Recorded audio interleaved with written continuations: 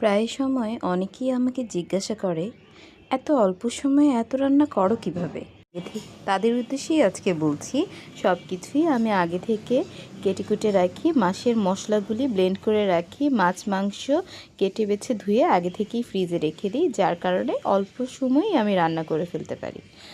আসসালামু আলাইকুম সবাইকে, কেমন আছেন সবাই? আমি পূর্ণিয়া, ওয়েলকাম করছি আমার আজকের নতুন একটি ভিডিওতে। সকাল সকাল আজকে নাস্তার জন্য রুটি বানিয়ে নিচ্ছি, আলু ভাজি করে নিয়েছি। সকালের নাস্তা রেডি করতে করতেই আবার দুপুরের রান্নাও আমি একসাথে বসিয়ে দিয়েছি। মাহির ওর বাবার সাথে জুম্মার নামাজ পড়তে গিয়েছিল। জুম্মার নামাজ পড়ে এসে আপনাদের ভাইয়া জুম্মার নামাজ পড়ে আসার সময় মাছগুলি কিনে নিয়ে এসেছে।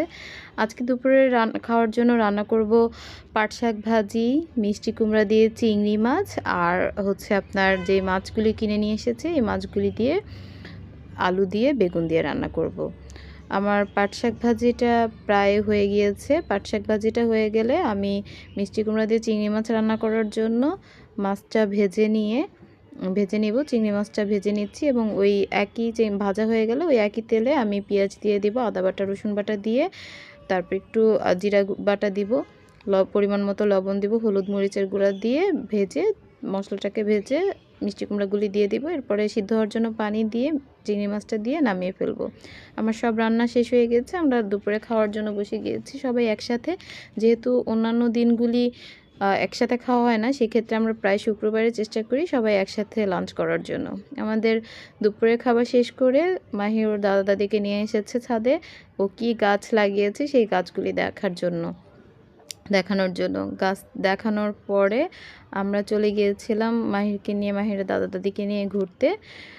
যে মাহির ওর দাদা দাদির সাথে রিক্সায় যাচ্ছে, আমি আপনার ভাইয়ার সাথে যাচ্ছি এবং পিছন দিয়ে রিক্সা দিয়ে উকি দিচ্ছে আমার দিকে।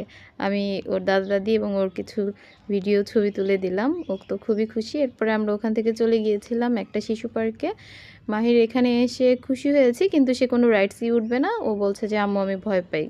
ও যে কোনো জায়গায় যাবে কিন্তু কোনো রাইডস উঠবে না। তারপরে ওইখান থেকে আমরা চলে গেছিলাম নিউ মার্কেটে। নিউ মার্কেট থেকে আজকে আপনাদের ভাইয়া আমাকে একটা শাড়ি কিনে দিয়েছে। সেখান থেকে আমরা চলে গিয়েছিলাম গুলশান ডিসিসি মার্কেটে মাহিরকে কিছু খেলনা কিনে দেওয়ার জন্য। যেহেতু পয়লা বৈশাখের দিন আমি কোনো খেলনাই ওকে কিনে দিইনি, আজকে কয়েকটা খেলনা কিনে দিয়েছি। খেলনা পেয়ে তো সে খুব খুশি। খেলনা কিনে দেওয়ার পরে আমরা চলে গিয়েছিলাম সেই ব্র্যাক ইউনিভার্সিটির কাছে এই মামার ভেলপুরি খাওয়ার জন্য। আজকেও ভেলপুরি খেয়ে আমরা বাসার উদ্দেশ্যে রওনা দিই। বাসায় আসার পথেই আমরা আবার একটু বেস্ট বাইতে যাই। বেস্ট বাইতে গিয়ে বাসার জন্য কিছু জিনিসপত্র লাগবে, টুকিটাকি কিছু জিনিসপত্র কেনাকাটা করি এখান থেকে। আপনার ভাইয়ার লাঞ্চ নেওয়ার জন্য কয়েকটা বক্স নেই, তারপরে কয়েকটা মেলামাইনের প্লেট, টুকিটাকি হাবিজাবি অনেক কিছুই কিনেছি। কেনাকাটা করা শেষে আমরা আবার বাসার উদ্দেশ্যে রওনা দিই। এটাই ছিল আমার আজকের ভিডিওটি ধৈর্য সহকারে এতক্ষণ দেখার জন্য সবাইকে ধন্যবাদ। ভিডিওটি যদি ভালো লাগে লাইক করবেন, কমেন্ট করবেন, শেয়ার করবেন, ফলো দিবেন, পাশে থাকবেন। আসসালামু আলাইকুম সবাইকে, আল্লাহ হাফেজ।